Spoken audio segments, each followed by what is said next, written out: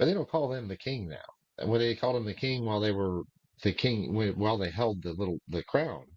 Yeah, Um, but after they lost it, then the next guy became the king. Well, my dad is just still the king.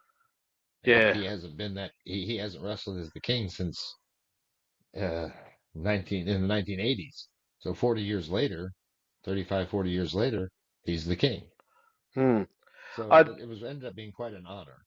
Yeah, I read that it was because like I know because when I started watching the American wrestling, or we got WWF TV here from WrestleMania Hmm. 1 onwards. We never got anything else.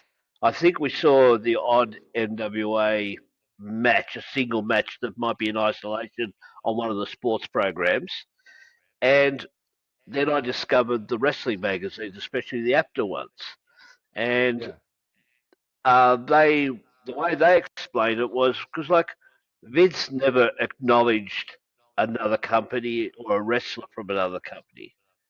So while Harley Race was in the NWA, he wouldn't say, "Oh, by the way, if you change the channel," because it's against his business. It wasn't until he had yeah. him, but he couldn't refer to him as a former eight-time NWA champion because their audience would say, "Well, what the hell's Well, an but he NWA?" didn't. That's correct. But he didn't have to because A, the fans knew, and more importantly, back in the dressing room, the mystique of him with the other wrestlers as don't mess with that guy, he's the real deal, Hmm. overrode Vince's quest for control over everything.